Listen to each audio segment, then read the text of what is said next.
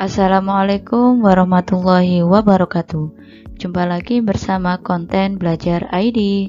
Kali ini Konten Belajar ID akan memberikan video pembelajaran terkait Bahasa Indonesia kelas 12 kurikulum 2013 dengan bab kelima, yaitu teks artikel. Subbab C yaitu menganalisis kebahasaan artikel dan atau buku ilmiah. Masih bersama Bu Riza Fitrianingsih. Sebelum kita mulai, mari kita berdoa sesuai dengan agama dan kepercayaan masing-masing. Berdoa silakan.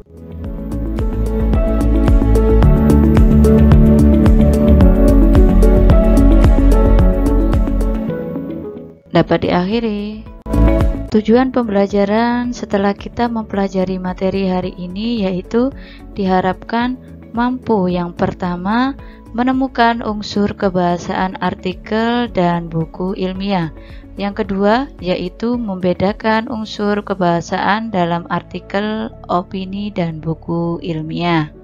Baik, kita akan kupas satu persatu, jadi tolong disimak dari awal hingga akhir. Selanjutnya, materi yang pertama yaitu menemukan unsur kebahasaan artikel, opini, dan buku ilmiah.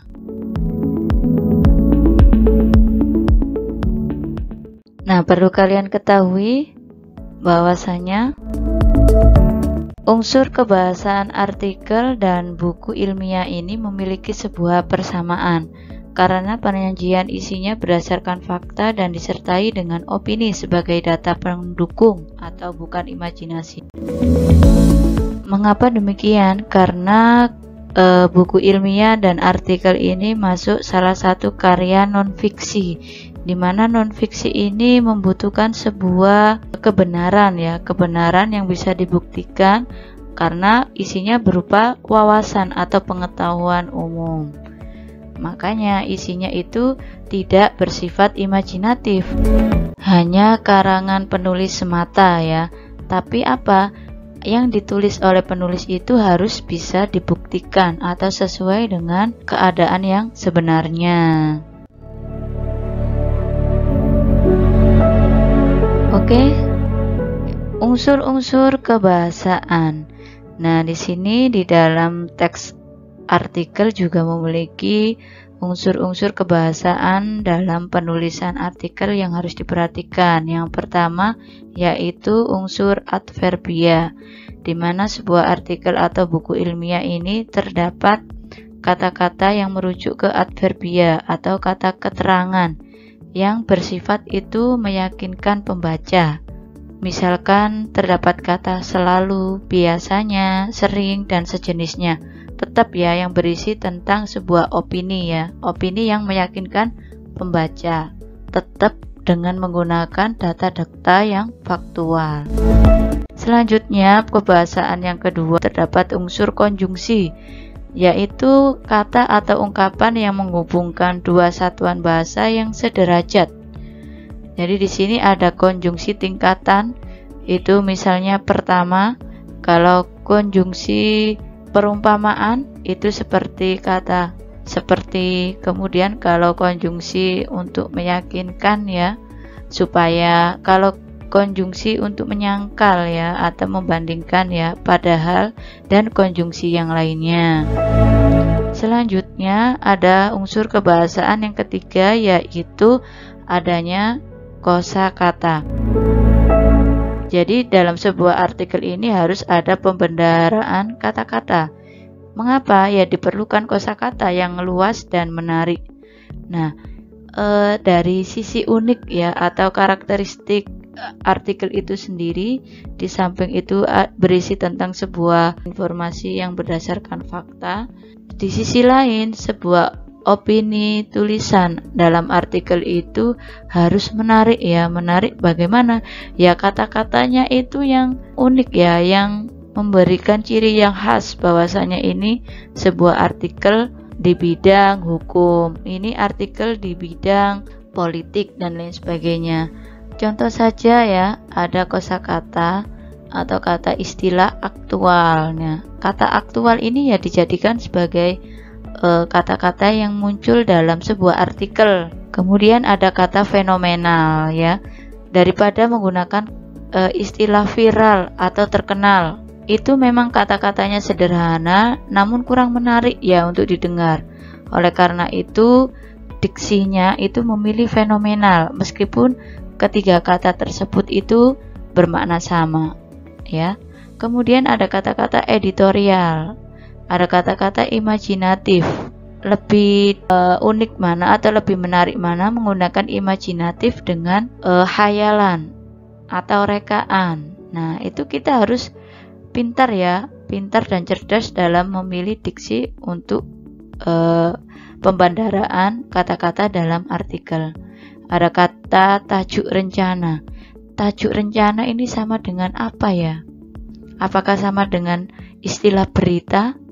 Apakah sama dengan istilah artikel? Nah, seperti itu ya. Ada kata opini. Nah, lebih menarik menggunakan opini daripada menggunakan kata pendapat. Kemudian, kata-kata lain yang sesuai dengan bidang yang dibahas dalam sebuah artikel. Nah, untuk unsur kebahasaan dalam artikel ini yang paling dominan muncul hanya 3 unsur ya. Yang pertama, adverbia. Yang kedua, konjungsi, dan yang ketiga, kosakata. Dari sini dapat dipahami ya. Selanjutnya, yaitu materi yang kedua tentang membedakan unsur kebahasaan dalam artikel opini dan buku ilmiah. Bagaimana caranya? Kita simak.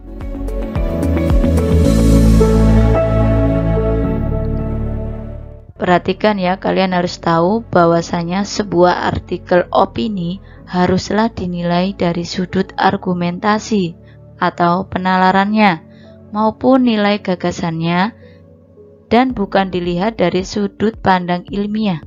Sebab tentu metode dalam membuat artikel opini dengan artikel ilmiah itu berbeda. Benar sekali ya. Jadi disinilah sisi perbedaan daripada artikel dan buku ilmiah, di mana artikel ini bahasanya lebih bebas ya, meskipun harus opini yang sesuai adanya data pendukung. Cuma dari segi cara menyampaikannya itu lebih bebas karena tidak ada metode-metode yang khas dalam pembuatan artikel. Kita harus mengamati, kita harus ada hipotesis awal, atau kita harus mengamati hingga beberapa kali baru kita boleh menggunakan artikel. Bedanya kalau karya ilmiah, yang namanya karya ilmiah itu adalah karya penulis. Jadi apa yang ditulis oleh penulis ya harus sesuai dengan apa yang diamati. Jadi melalui proses atau tahapan penelitian terlebih dahulu. Itulah bedanya artikel dan buku ilmiah atau karya ilmiah yang lain. Nah, sekarang kita membedakan artikel opini dan artikel ilmiah di bidang kebahasaan. Kita lihat bersama-sama ya. Yang pertama yaitu untuk artikel opini, pengamatan atas sebuah objek atau fakta atau berangkat dari sebuah fakta.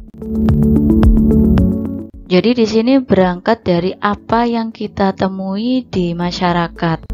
Sedangkan artikel ilmiah yaitu umumnya berdasarkan metode penelitian. Jadi kalau artikel opini itu langsung ya berangkat dari apa yang kita amati di dalam masyarakat ya, secara langsung. Sedangkan kalau artikel ilmiah itu harus ada metode penelitiannya terlebih dahulu sebelum kita membuat karya ilmiah atau buku ilmiah yang lainnya. Oke, kemudian perbedaan yang kedua untuk artikel opini yaitu tingkat kebenarannya terletak pada argumentasi dan penalaran. Sedangkan artikel ilmiah, tingkat kebenarannya itu ditentukan oleh hasil daripada pembuktian secara empiris. Seperti itu ya. Jadi jika dibandingkan lebih akurat mana artikel opini dan artikel ilmiah ya lebih akurat artikel ilmiah seperti ini ya. dibanding artikel opini. Seperti itu. Karena apa? Dari segi kebahasaannya atau strukturnya itu lebih tertata artikel ilmiah dibandingkan dengan artikel opini yang sifatnya lebih bebas dalam memberikan sebuah argumentasi yang disertai dengan data pendukung. Seperti itu ya. Selanjutnya,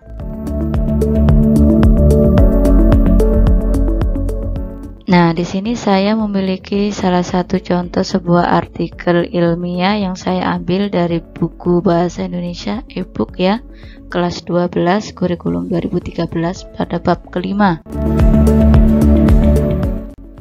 Di sini penulis itu membuat sebuah artikel berupa menganalisis buku yang berjudul Membangun Literasi Sains Peserta. Jadi inti dari apa yang ditulis oleh penulis ini menjelaskan tentang isi yang ada di buku Membangun Literasi Sains Peserta Didik. Jadi dari 30 halaman ini sama penulis itu disingkat hanya menjadi beberapa paragraf, tapi berisi secara detail apa yang disampaikan oleh penulis yang ada di buku Membangun Literasi Sains Peserta Didik. Selanjutnya, contoh sebuah opini ya, yaitu, nah ini contohnya yang berjudul Mengenal Lebih Jauh Tentang Hati dan Perannya. Dari sini penulis sebuah artikel ini memberikan sebuah wawasan atau pengetahuan terkait informasi atau ilmu tentang hati dan perannya hati, seperti itu ya, dengan menceritakan fakta menarik dari hati, tentang struktur hati, fungsi hati, dan bagaimana cara menjaga kesehatan hati.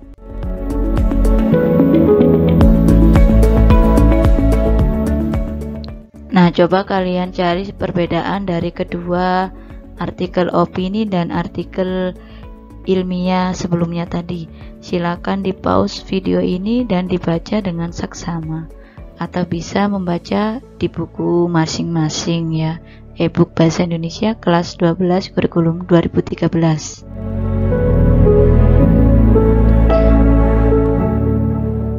Oke, untuk memahami lebih detail tentang materi pada video pembelajaran ini, mari kita uji pemahaman ya. Setelah membaca kedua artikel tersebut, yang pertama silakan menganalisis kebahasaan salah satu artikel tersebut ya. Yang dianalisis itu meliputi adverbia, konjungsi, dan kosakata. Temukan sesuai dengan apa yang kamu lihat ya, sebanyak-banyaknya ya, dan semampu kalian dalam menganalisis. Kemudian yang kedua, buatlah resume terkait contoh artikel yang berjudul Mengenal Lebih Jauh Tentang Hati dan Perannya dalam bentuk bagan atau skema ya. Silakan dikerjakan semaksimal mungkin. Baik, itu tadi video pembelajaran yang dapat saya sampaikan. Terima kasih, semoga apa yang saya sampaikan dari awal hingga akhir dapat bermanfaat untuk kita semua. Jika ada pertanyaan, silakan kalian bertanya melalui kolom komentar. Itu saja dari saya. Saya akhiri, wassalamualaikum warahmatullahi wabarakatuh. Sampai bertemu lagi di video pembelajaran berikutnya bersama konten belajar ID.